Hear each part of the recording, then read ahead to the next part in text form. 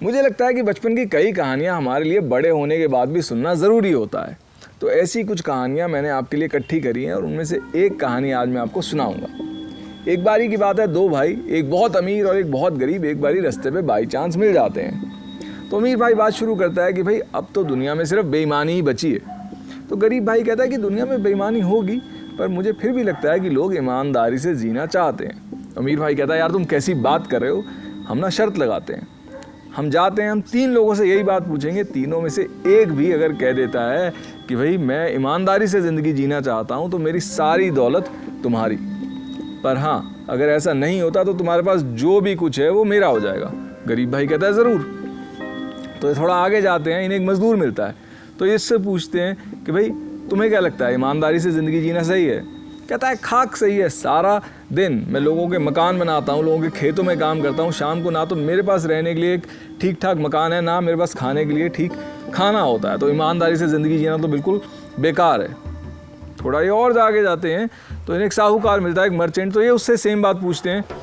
तो कहता है कि भाई देखो, अगर मैं छल कपट ना करूँ, मार्केटिंग में झूठ ना बेलूँ तो मेरा तो सामान नहीं बिकेगा, तो बेईमानी की ज़िंदगी सही है।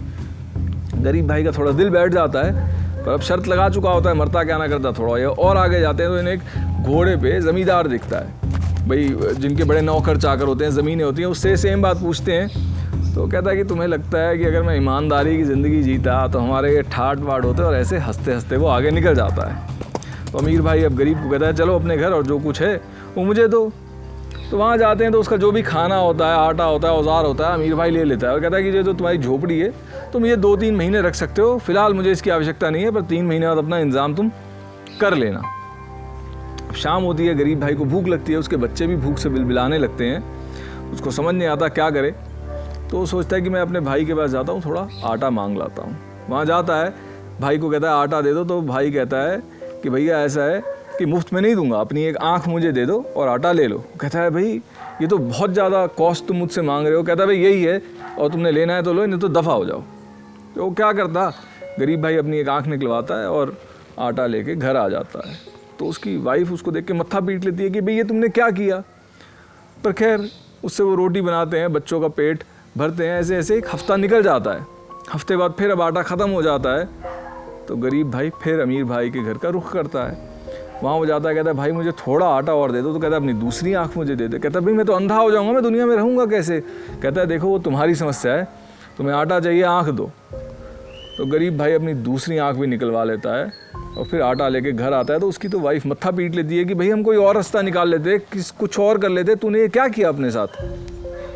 तो भाई अपनी वाइफ को शांत कराता है, कहता है कोई बात नहीं, तू ऐसा कर कि जो पास में सड़क जो है शहर को जा रही है ना, तू मुझे उस पर बिठा, वहाँ पे जो राहगीर निकलते हैं, कोई मुझे रोटी दे देगा, कोई एक सिक्का डाल देगा, तो हमारी गुजर बसर हो जाएगी, भगवान पे भरोसा रख। वो उसको बिठा आती है। अब जब शाम हो जाती है, वो अभी तक आई नहीं होती, तो ये जो अंधा भाई होता है ये अपना रास्ता टटोलते हुए खुद ही घर की ओर निकल लेता है। थोड़ी देर बाद इसको पत्तों की सरसराहट सुनाई देती है, साएँ साएँ की आवाज़ आती है। तो ये समझ जाता है कि भाई मैं तो जंगल में पहुँच गया हूँ। तो डर जाता है। तो ये ना पेड़ पे चढ़ के ऊपर बैठ जाता है कि कोई जंगली जानवर मुझे खा ना जाए। जब आधी रात होती है तो इसको नीचे से आवाज़ें आना शुरू होती हैं। तो वहाँ पे 4 भूत इकट्ठे हुए होते हैं और जो भूतों का मुखिया होता है वो बाकी तीनों से रिपोर्ट ले रहा होता है कि तुमने क्या किया। तो पहला भूत कहता है मैंने 2 बोरी आटे के लिए एक भाई से दूसरे भाई की दोनों आँखें निकलवा ली। तो मुखिया कहता है तुमने अच्छा किया, पर बहुत भी नहीं। कहता है वो कैसे। कहता है क्योंकि अगर वो अंधा अपना जो इस पेड़ की जड़ के पे जो ओस है वो आँखों पे लगा ले तो उसकी आँखों की रोशनी वापस आ जाएगी। तो कहता है लेकिन ये किसी को पता थोड़ना है, तो वो अंधा अंधा ही रहेगा, इसलिए जो मैंने किया सही किया। तो मुखिया जो है दूसरे भूत से पूछता है कि तूने क्या किया।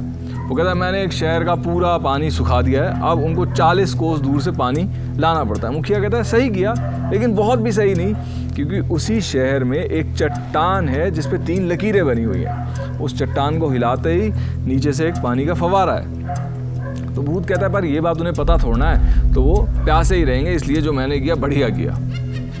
तीसरे भूत से रिपोर्ट मांगी जाती है। तो कहता है मैंने एक राजा की इकलौती बेटी की दोनों आंखें छीन ली हैं। तो मुखिया होता है तूने अच्छा किया, लेकिन बहुत भी नहीं, क्योंकि अगर वो भी इसी पेड़ की जड़ पे जो ओस है वो आंखों पे लगा ले तो उसकी आंखों की भी रोशनी वापस आ जाएगी। अब जब सुबह होती है, भूत जा चुके होते हैं, तो गरीब भाई पेड़ से उतरता है, सबसे पहले वो जड़ों की ओस अपने आँखों पे मलता है, उसकी आँखों की रोशनी वापस आ जाती है। तो थोड़ी दूर चलता है, उसको एक बूढ़ी औरत मिलती है। वो कहता है कि अम्मा मुझे पानी पिला दो। वो कहती है बेटा मैं 40 कोस दूर से पानी ला रही हूँ। तो वो कहता है कि भाई मुझे थोड़ा पानी पिला दो, मैं तुम्हारी सारी समस्याएं जो हैं हल कर दूंगा। बूढ़ी औरत उसको पानी पिलाती है, उसको शहर ले जाती है। लोग बाग इकट्ठे होते हैं कि भाई हमने सुना है कि तुम हमारी सारी समस्याएं सुलझा सकते हो। कहता है हाँ, पर पहले हमें एक चट्टान ढूंढनी होगी जिस पे 3 लकीरें हैं। चट्टान की तलाश शुरू होती है, चट्टान मिलती नहीं। वो थोड़ा और तलाशते हैं और शाम होते होते चट्टान मिल जाती है। सारे लोग मेहनत करके चट्टान को हिलाते हैं और नीचे से पानी का फव्वारा निकल आता है। तो लोग उसको बहुत उपहार देते हैं, बहुत पैसा देते हैं, और अब ये आगे चल पड़ता है उस राज्य की ओर जहाँ पे जो राजकुमारी है अब देख नहीं पा रही होती। तो वहाँ पे जो गार्ड होते हैं कहते हैं कि भाई इतने वैद्य जो है हमारी राजकुमारी को ठीक नहीं कर पाए, तुम निकलो यहाँ से। तो ये बहुत जिद पकड़ता है, इसको राजा के पास ले जाया जाता है। राजा कहता है कि तुम मेरी बेटी की आंखें ठीक कर सकते हो। कहता है हाँ। कहता है करो, नहीं तो मैं तुम्हें फांसी दे दूंगा। कहता है ठीक है। ये जाता है, उसकी आंखों पे ओस लगाता है, उसकी आंखों की रोशनी वापस आती है। राजा बहुत खुश हो जाता है, इसको खूब धन दौलत रथ वगैरह देता है कि भाई तू अपने घर ये सब ले जा सकता है गिफ्ट। तो ये वापस घर आता है तो इसकी वाइफ तो रो रही होती है, उसको लगता है भाई मेरा पति मर चुका है। तो देखती है, खुश हो जाती है। तो अब ये जो इनकी अमीरी की कहानी है फैलती है, तो इसके भाई के कान में भी पड़ती है। वो आता है इससे पूछने कि भाई ये तू इतना अमीर कैसे हो गया। तो ये तो ईमानदार होता है, सारी बात सच सच बता देता है कि भाई ऐसे ऐसे मैं बैठा था पेड़ पे और भूतों ने बात करी। तो जो अमीर भाई है वो भी जाके उसी पेड़ पे बैठ जाता है। आधी रात होती है, नीचे भूत इकट्ठे होते हैं, तो बड़े गुस्से में होते हैं। कहते हैं कि भाई वो जो अंधा भाई है वो भी ठीक हो गया, राजकुमारी भी ठीक हो गई, और वो जो शहर है उनके लोगों को भी पानी निकल आया। पर ये बातें किसी को पता नहीं थी, तो ज़रूर किसी ने हमारी बातें सुनी है। तो वो ढूंढना शुरू करते हैं, उन्हें अमीर भाई मिलता है, वो उसके वो टुकड़े टुकड़े कर देते हैं। तो देखिए, चाहे ईमानदारी हो या बेईमानी, अंततः हमें उसका फल मिलता ही है।